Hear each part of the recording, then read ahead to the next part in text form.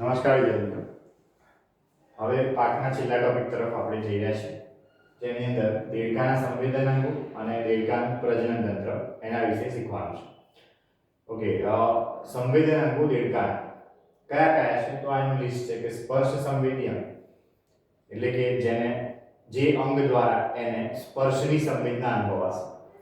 સ્વાદ સંવેદી અંગ, જે રચના દ્વારા એને સ્વાદ અનુભવાશે, એને સ્વાદ કલિકાઓ કહેવાય, જે જીભ ઉપર આવેલી. સ્પર્શ સંવેદી અંકુરકો કહેવાય, જે ત્વચા ઉપર આવેલા હોય. ગંધ સંવેદી અંગ, જે નાસિકાધિચ્છદમાં આવેલું હોય. નાસિકાધિચ્છદ એટલે કે એની જે નાસિકા કોટરનો ભાગ છે, બાહ્ય નાસિકા છિદ્રો અને અંતરનાસિકા છિદ્રોની વચ્ચેનો જે ભાગ છે આખો, એમાં આવેલું છે. દ્રષ્ટિ સંવેદી અંગ, જે આંખ છે, વેલ ડેવલપ છે. શ્રવણ સંવેદી અંગ, કર્ણપટલ અને અંતઃકર્ણ. કર્ણપટલ જે એનો મધ્યકર્ણ બહાર ખુલે છે એ સ્વરૂપે છે, અને અંતઃકર્ણ જે પાછો અર્ધવર્તુળી નલિકાઓ અને તુંબિકા અને ઉદરિકા ધરાવતી રચના છે. એ ટૂંકમાં આ બધા જે સંવેદન અંગો છે, આ બધા સંવેદન અંગોમાંથી વેલ ડેવલપ જો કોઈ હોય તો એ છે એની આંખ અને એનો કાન, અંતઃકર્ણ. આ બે વેલ ડેવલપ છે. બાકીના બધા જે સંવેદી અંગો છે એ ખાલી આ રીતે ચેતાકોષ, સપોઝ આ એક ચેતાકોષ છે તો સંવેદી ચેતાકોષ, તો એના ઉપર આ બધા જે ચેતાતંતુઓ હોય એના ઉપરના આ રીતે કોષોના ગુચ્છા સ્વરૂપે, મતલબ કે અહીંયાથી સંવેદના આવશે, આ સંવેદી ચેતાતંતુ એને લઈ જશે, બરોબર. એટલે ટૂંકમાં સંવેદી ચેતાતંતુઓ ઉપર કોષોના ગુચ્છા સ્વરૂપે બાકીના બધા પણ વેલ ડેવલપ બે દ્રષ્ટિ સંવેદી અંગ એટલે આંખ અને શ્રવણ સંવેદી અંગ એટલે અંતઃકર્ણ. ઓકે, તો અહીંયા લખ્યું છે કે તેમાં આંખો અને અંતઃકર્ણ સુવિકસિત હોય છે. બાકીના સંવેદન અંગો માત્ર ચેતાતંતુના છેડા પર કોષોના ગુચ્છાઓ સ્વરૂપે આવેલા હોય છે.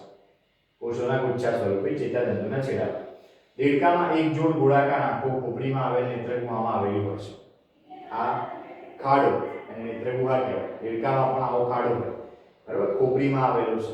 ઓકે, ત્યાં આઈબોલ્સ આવેલા છે. તે સામાન્ય આંખો ધરાવે છે. સામાન્ય આંખો એટલા માટે શબ્દ વાપર્યો કારણ કે આગળ આપણે આમ તો વંદામાં આવે છે, પરંતુ સંધિપાતનું લક્ષણ તમે ભણી ગયા છો કે સંધિપાતનું લક્ષણ છે કે તે સંયુક્ત આંખો ધરાવે અમુક કીટકો જે છે, ઓકે, જેમાં નેત્રિકા આવેલી હોય. તો સંયુક્ત આંખો અને સાદી આંખો, તો આમાં સાદી આંખો જોવા મળે છે. દેડકામાં બાહ્યકર્ણનો અભાવ હોય છે, બાહ્યકર્ણ જોવા મળતો નથી. અંતઃકર્ણ અને મધ્યકર્ણ બે જ હોય છે. બહારથી માત્ર કર્ણપટલ દેખાય છે, એટલે પેલી ખેંચાયેલી તંગ થયેલી ત્વચા આપણે જે આકૃતિમાં ડ્રો કરી હતી, બરોબર, એ કર્ણપટલ કહેવાશે. આંખની પાછળની બાજુ કર્ણ શ્રવણ ઉપરાંત સંતુલનનું પણ કાર્ય કરે છે, એટલે સાંભળવાનું તો કાર્ય કરશે, એ ઉપરાંત બોડી બેલેન્સ કરવાનું પણ કાર્ય કરશે. ઓકે, ત્યારબાદ હવે પ્રજનન તંત્ર સમજો. પ્રજનન તંત્ર, રિપ્રોડક્ટિવ સિસ્ટમ, આની અંદર નર દેડકો અને માદા દેડકો એવો સ્પષ્ટ લિંગભેદ જોવા મળે છે. એટલે કે નર પ્રજનન તંત્ર અને માદા પ્રજનન તંત્ર એ સંપૂર્ણ વિકસિત છે અને જુદા જુદા છે. નર પ્રજનન તંત્ર કેવું હોય એની આકૃતિ અહીંયા ડ્રો કરેલી છે. ચલો, આ મૂત્રપિંડ ઓળખો છો, એડ્રિનલ ગ્રંથિ એની સપાટી ઉપર ઓળખો છો, મેદકા એને ઓળખો છો, બરોબર, જે ઉત્સર્જન તંત્રમાં આપણે ભણી ગયા. હવે આ મૂત્રપિંડની સપાટી સાથે ચોટેલા એક જોડ જેટલા પીળાશ પડતા રંગના અંડાકાર શુક્રપિંડ આવેલા હોય. એક જોડ પીળાશ પડતા રંગના અંડાકાર શુક્રપિંડ મૂત્રપિંડ સાથે ચોટેલા. મૂત્રપિંડ સાથે ચોટેલા કેવી રીતે હોય? તો સપોઝ આ શુક્રપિંડ છે, આ શુક્રપિંડ છે અને આ મૂત્રપિંડ છે. તો એ બંનેની વચ્ચે આ રીતે જે બેવડું પડ આવેલું હોય, બેવડું આવરણ આવેલું હોય, જે મૂત્રપિંડ ઉપરનું આવરણ છે, જેને અધિવૃક્ક આવરણ કહેવામાં આવે છે. અધિવૃક્ક આવરણ શુક્રપિંડ અને મૂત્રપિંડ વચ્ચેનું જે છે એને શુક્રપિંડ બંધ તરીકે ઓળખવામાં આવે છે. એ શુક્રપિંડ બંધ છે. ફરીથી બોલી રહ્યો છું. આમ મૂત્રપિંડ ઉપર બેવડું આવરણ છે, એ બેવડું આવરણ અધિવૃક્કીય આવરણ કહેવાય છે, બરાબર. પણ એ આવરણ જ્યાં શુક્રપિંડ અને મૂત્રપિંડની વચ્ચે છે, બેને ચોંટાડવા માટે કામ લાગેલું છે, ત્યાં એના માટે શબ્દ થઈ જાય શુક્રપિંડ બંધ. ત્યાં એને શુક્રપિંડ બંધ કહેવાય. ઓકે, ત્યારબાદ શુક્રવાહિકાઓ એટલે આ જે લાઈન બતાવી છે શુક્રપિંડમાંથી નીકળતી આ રીતની જે લાઈન બતાવી છે એને શુક્રવાહિકાઓ કહેવાય. એની સંખ્યા 10 થી 12 જેટલી હોય શુક્રવાહિકાઓ. શુક્રપિંડમાં શુક્રકોષ જનન નામની પ્રક્રિયા ચાલે, એના અંતે શુક્રકોષો બને. એ શુક્રકોષો શુક્રવાહિકામાં એન્ટર થાય. શુક્રવાહિકા અંદર મૂત્રપિંડમાં આવે. અહીંયા મેં આકૃતિ દોરી છે બરાબર. આ મૂત્રપિંડની સપાટી છે, આ સપોઝ મૂત્રપિંડ છે. ઓકે, તો શુક્રવાહિકાઓ આગળ જતા જે નળીમાં ખુલે આ નળી એને કહેવાય બીડરની નળી. આને બીડરની નળી કહેવાય. ઓકે, તો એ બીડરની નળીમાં ખુલશે શુક્રકોષો અને એ બીડરની નળીમાંથી એ શુક્રકોષો આગળ જતા મૂત્ર જનન વાહિનીમાં આવી જશે, જ્યાં મૂત્ર અને શુક્રકોષોનો આવવાનો એક જ રસ્તો બની જશે. એટલે શબ્દ અહીંયા થયો મૂત્ર જનન વાહિની. આગળ અહીંયા લખ્યું છે કે આ 10 થી 12 જેટલી હોય છે, જે શુક્રપિંડમાંથી નીકળીને પોતાની બાજુના મૂત્રપિંડમાં પ્રવેશે છે. પોતાની બાજુના મૂત્રપિંડમાં, એટલે આ બાજુ હોય તો આ બાજુના મૂત્રપિંડમાં, આ બાજુ વાળી આ બાજુના મૂત્રપિંડમાં. ઓકે, અને તે બીડરની નળીમાં ખુલે છે. એટલે બીડરની નળી એ શુક્રવાહિકા પછી આવેલી રચના થઈ. એટલે આમ શુક્રકોષો, શુક્રપિંડ, શુક્રવાહિકા, બીડરની નળી, બીડરની નળી પછી આ સંગ્રહણ નલિકા કહેવાય. સંગ્રહણ નલિકામાંથી મૂત્રજનન વાહિની, મૂત્રજનન વાહિનીમાંથી તમને ખબર છે કે આ મૂત્રજનન વાહિની નીચે અવસારણીમાં ખુલે અને આ અવસારણીમાંથી એ અવસારણી દ્વાર મારફતે બહાર નીકળી જાય. ઓકે, એટલે તે અંતે મૂત્રવાહિનીમાં ખુલે છે. હવે મૂત્રવાહિનીને મૂત્રજનન વાહિની કહે છે, જે મૂત્રપિંડમાંથી બહાર નીકળી અવસારણીમાં ખુલે છે. અહીંયાથી બહાર નીકળી અવસારણીમાં ખુલી જાય છે. ઓકે, અવસારણી એક નાનું મધ્ય કોટર છે જે ઉત્સર્ગ પદાર્થો મૂત્ર તથા શુક્રકોષોને બહાર મોકલવાનું કાર્ય કરે છે.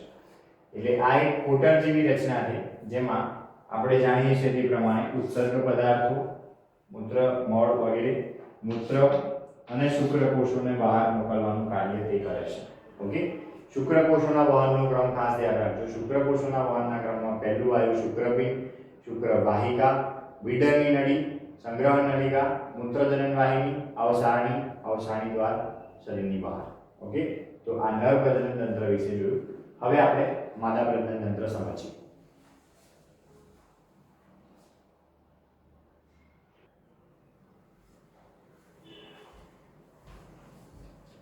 ઓકે, લાસ્ટ મુદ્દો વિદ્યાર્થી મિત્રો છે માદા પ્રજનન તંત્ર, ફિમેલ રિપ્રોડક્ટિવ સિસ્ટમ.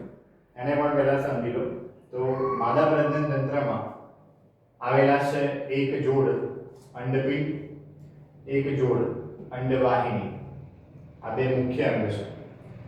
અંડપિંડ એ પ્રજનન સમયે ખૂબ મોટા અને ઘેરા જાંબલી રંગના બનતા હોય છે. ઘેરા જાંબલી રંગના અથવા ઘેરા, જેને કાળો રંગ પણ કહી શકાય, એ રંગના બનતા હોય છે.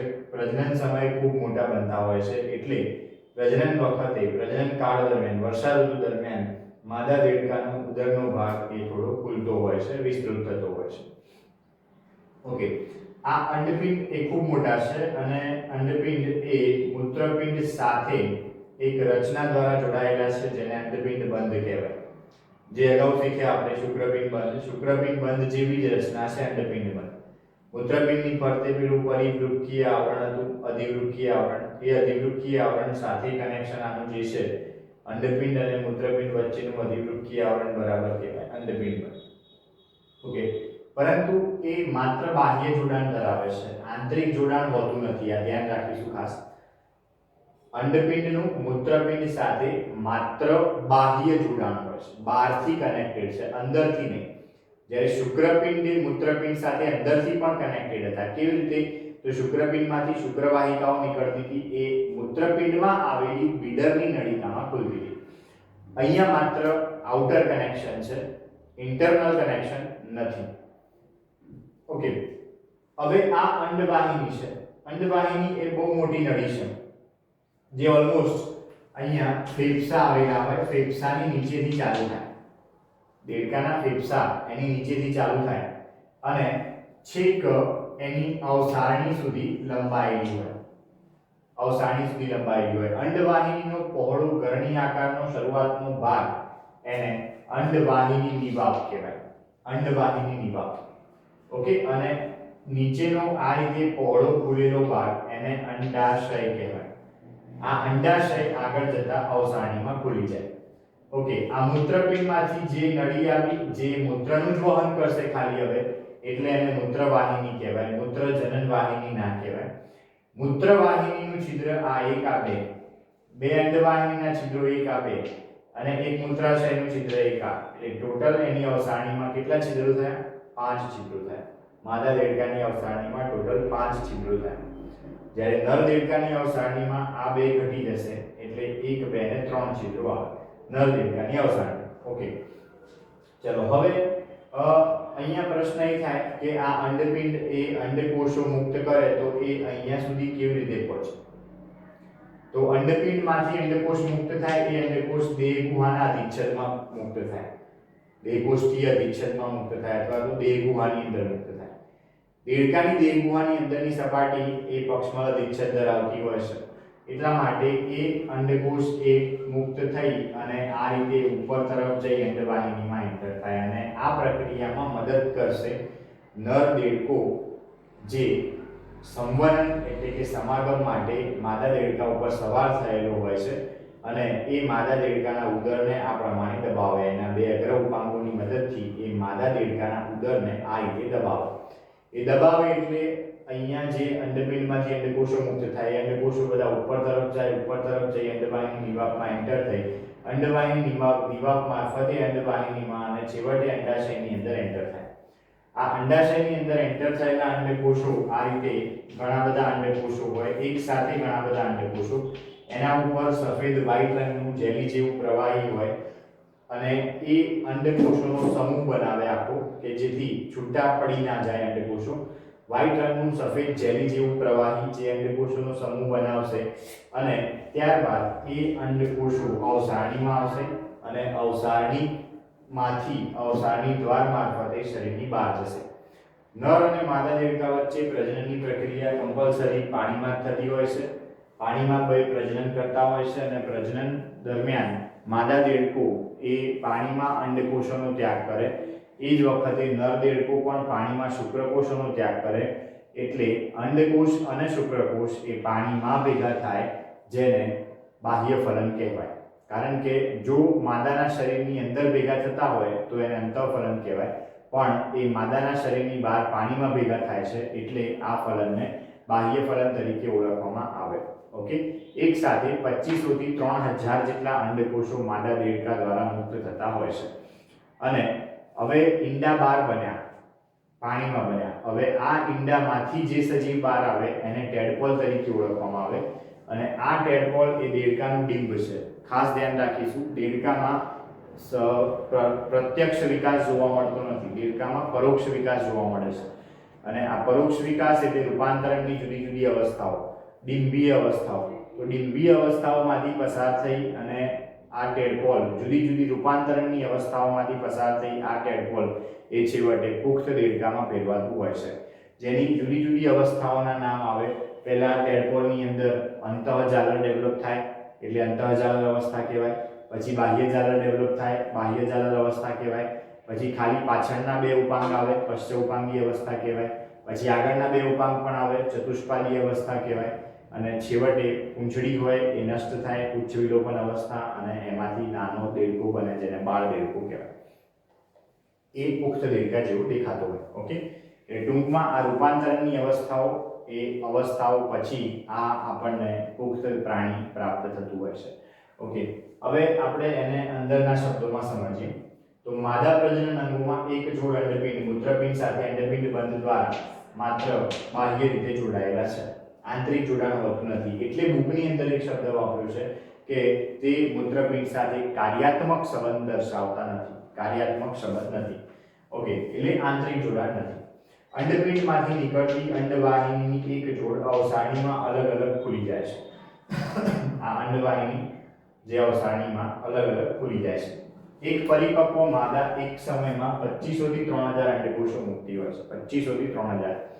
ફલન બાહ્ય ફલન અને પાણીમાં થતું હોય છે. પાણીમાં થશે ફલન જે બાહ્ય ફલન કહેવાય. ભ્રૂણ વિકાસ ડિંબ સ્વરૂપે થાય છે, ડિંબ જોવા મળે જેને ટેડપોલ કહેવાય. આ ખાસ ધ્યાન રાખવાનું, દેડકાના ડિંબને ટેડપોલ તરીકે ઓળખવામાં આવે.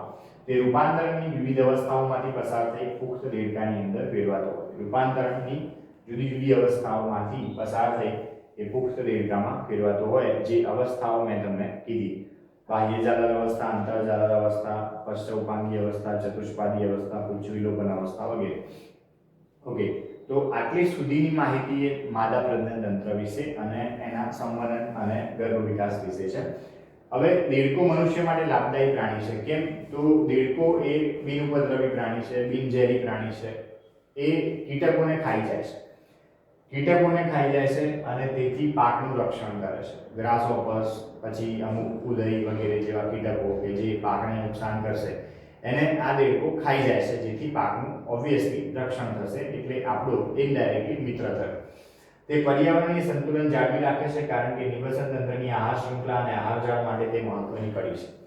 નિવસન તંત્રની આહાર શૃંખલા અને આહાર જાળ, જે બધા શબ્દો તમે ધોરણ 12 ચેપ્ટર નંબર 14 ની અંદર ભણશો, પરંતુ અત્યારે આહાર શૃંખલા અને આહાર જાળ એટલે કોણ કોને ખાય, જેના આ સંબંધો દ્વારા બનતી શૃંખલાઓ એને આહાર શૃંખલાઓ કહેવાય, અને એના દ્વારા 2-3 આવી શૃંખલાઓ એકબીજા સાથે જોડાય ત્યારે બનતી જાળ વેવ એને આહાર જાળ કહેવાય, ફૂડ વેવ. એટલે ટૂંકમાં દેડકાને કોણ ખાય છે, દેડકો કોને ખાય છે, આ બધા સંબંધો એ આહાર જાળ, આહાર શૃંખલાના સંબંધો છે. ઓકે, તો એ મહત્વની કડી છે. કેટલાક દેશોમાં દેડકાના માંસલ પગ મનુષ્ય દ્વારા ખોરાક તરીકે ઉપયોગમાં લેવાય છે. દેડકાના પશ્ચૌપાંગો ખાસ, બરાબર, જે સ્નાયુના બનેલા છે, વધુ સ્નાયુઓ આવેલા છે, મસ્ક્યુલર છે, એ ખોરાક તરીકે ઉપયોગમાં લેતા હોય છે ઘણા વ્યક્તિઓ, જે ગ્લાયકોજનનો ભરપૂર સ્ત્રોત છે. તો આ ચેપ્ટર આજે આપણું અહીંયા પૂર્ણ થાય છે. આવતા લેક્ચરની અંદર નવા ચેપ્ટર સાથે મળીશું. નમસ્કાર.